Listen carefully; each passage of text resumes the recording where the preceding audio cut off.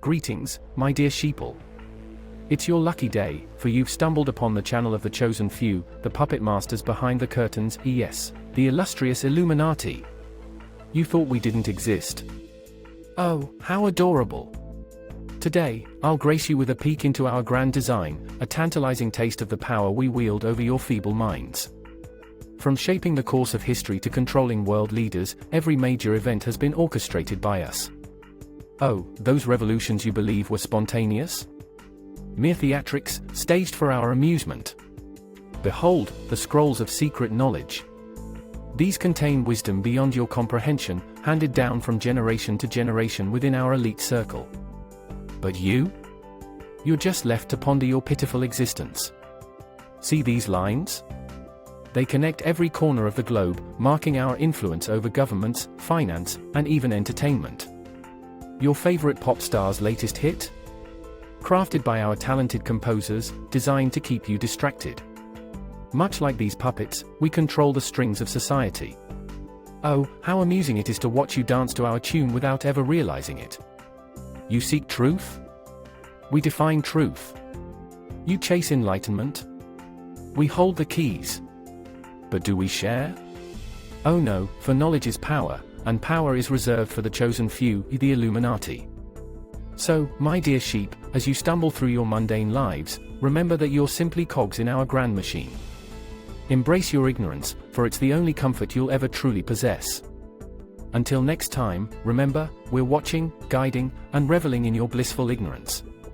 This is the Illuminati, and if you're lucky we may just ask you to join. Stay tuned. From the Order of the Illuminati, Sirius Section, to Galactic Central. The progress of the domesticated primates of Terra has been advancing nicely since we introduced the tarot deck 5 krals ago. As predicted, the amusement of the tarot game has led to wide dispersion of the cards among the primates, and some have inevitably learned to use the cards also for scanning quantum probability waves and thus foreseeing future events. A few have even begun to decode the evolutionary script in the structure of the deck. We have, therefore, elected to introduce a second educational device among them, once again disguised as a game. The new game is called Chess. Detailed instructions for play, with a hologram of the playing board, are enclosed as an appendix to this report.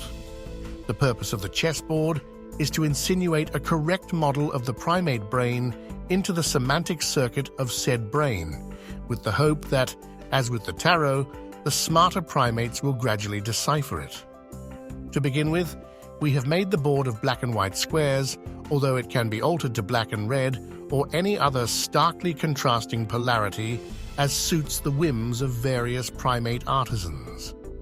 The essential signal will remain the same, although black-white is, of course, the strongest artistic expression of the encoded symbolism. The primal message is, as your lucidity will readily scan, the basic positive-negative off-on pulsation of all energy forms. Since we have already infiltrated this signal into Terran culture in several other artifacts and toys, see Memo 2317, on the Chinese yin-yang and related electronic codes, the more intuitive primates will easily recognize its reiteration 32 times in the 64 squares of the chessboard. We thus hope confidentially that some of them will eventually contemplate the relation between the 8 rows of the board, the 8 files, the proportions of 8 times 4 equals 32, and 8 times 8 equals 64, etc., thereby deducing the great law of octaves, which we are still trying to teach them. Since the chessboard itself models the Terran brain, as they will gradually realize, the black-white symbolism will help them to intuit the relationship between the active left hemisphere, yang, and the passive right hemisphere, yin. As in all neurogenetic codes, we include extra information in each signal. Thus, we hope the on-off, positive-negative symbol will simultaneously suggest to them the on-off nature of consciousness itself, and the unreality of their current static self-images or egos, the off-on functioning of the individual synapse, the on-off of the emotional glandular switches, the off-on of the sleep-waking cycle, etc. We cheerfully predict that within only a few TNEX, some Terran primate gazing at a chessboard will intuit in a flash, as they say, that the repeated pattern of black-white, black-white, black-white, black-white, etc. is the peak and crest of a sine wave, entirely similar to their own plus brain processes. In short, a philosopher will arise among them to announce that the illusion of a continuous ego is caused by insufficient self-observation. To reiterate the basic application of the plus-minus polarity to the Terran brain, we have encoded the signal in a more complex and subtle way into the larger design of the chessboard.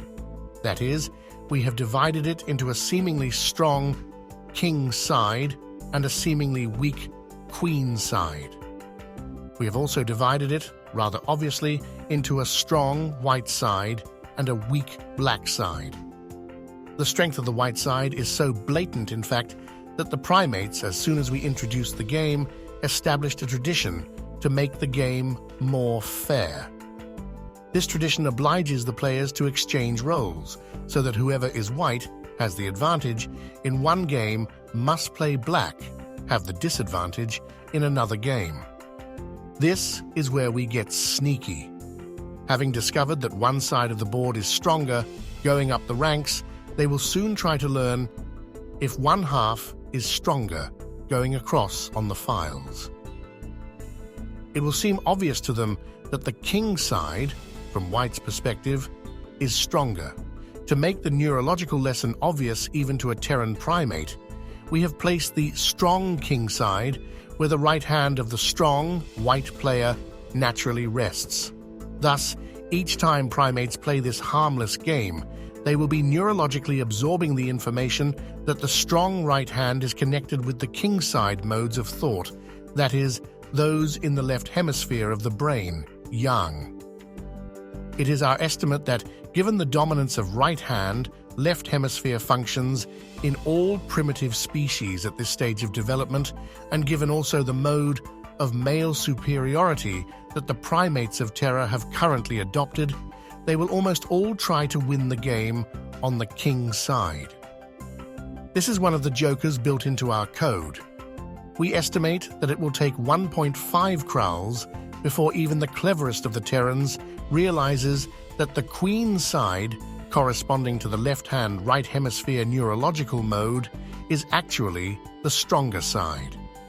This lesson should have a dramatic shock treatment effect on their evolution. It is further hoped that the 64 squares of the total chessboard will eventually transmit the concept of the 64 codons of the genetic code, especially since we have already infiltrated this suggestion into the 64 hexagrams of the I Ching. Even if the 8x8 structure does not totally communicate the law of octaves to them, we have reason to hope that within a Kral or two, they will at least stumble upon the eightfold nature of the periodic table of chemical elements. To represent their present primitive stage of self-awareness, we employ 8 pawns. Each pawn represents an ego state, and the primates will easily identify with each pawn as they move it.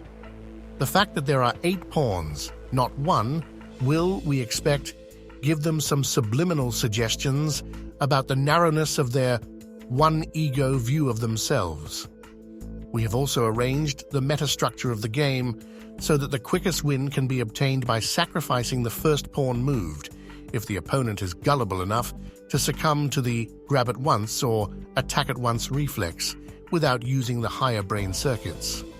The art of sacrificing pawns skillfully to win the larger game will, we hope, insinuate into the Terrans an awareness of the necessity to sacrifice each and any ego state for the maximum functioning efficiency of the brain as a whole. In short, the player who is attached to or identified with any given ego state, pawn, will be defeated by the player who thinks in gestalts, using the whole board, that is, the whole brain model.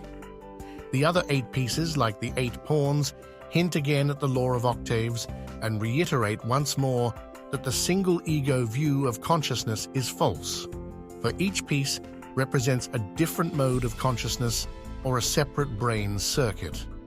The king's rook, which can move only orthogonally, forward, back, or sideways, represents the most primitive amphibian circuits of the brain, having to do with bio-survival, fight or flight reflexes. The orthogonal symbolism also correlates with the crawling of the newborn infant when this circuit is being imprinted. The double symbolism is, we submit, neat but not gaudy. The king's knight, which leaps up from the board to descend in an unexpected place, represents the mammalian predator who leaps upon the prey. Since this section of the brain is imprinted in the stage wherein the infant rises up, walks, and begins struggling for power in the pack or family, the up-down symbolism is, we think, neurologically apartment the king's bishop, which moves on the diagonal, represents the semantic circuit, which creates Euclidean 3D reality maps in the primate brain. We put it on a diagonal instead of at right angles to the orthogonal rook and up-down knight, because 3D chess is beyond the primates at this point. The king, which stays at home, represents the 4th circuit, mating and reproduction. Thus, we have provided a complete model of the circuits of the left brain, standing before the right hand of the white player and hinting powerfully of the right hand/left brain feedback loop. The queen side contains a complete model in turn of the extraterrestrial circuits waiting to be activated by DNA-RNA signals at the proper evolutionary time. The queen's rook represents the more intense, less intense modulations of the neurosomatic circuit. The queen's knight, which contains many surprising potentials that chess players will not discover for at least a TNEek, represents the electronic perspectives of the 6th metaprogramming circuit. The queen's bishop, moving diagonally like the king's bishop, represents the neurogenetic circuit of DNA evolutionary intelligence, as contrasted with the narrow egotistic intelligence of the individual primate. The queen herself, the only piece that can move any distance in any direction, represents the neuroatomic circuit beyond all their concepts of space and time. She also represents Our Lady of the Stars, but it will take an Ouroboram before they figure that out. Finally, to illustrate that any mode of consciousness can graduate through headwork to the neuroatomic trans-time perspective, we have arranged the rules of the game so that any pawn, by moving upward to the 8th rank, that is, through the 8 brain circuits, can become a queen, that is, a space-time traveler. We confidently believe, Your Vastness, that the chess game will be one of the most successful educational devices we have introduced to the Terran primates. Closing this transmission, Your Eminence, your obedient servant, Mordecai the Foul.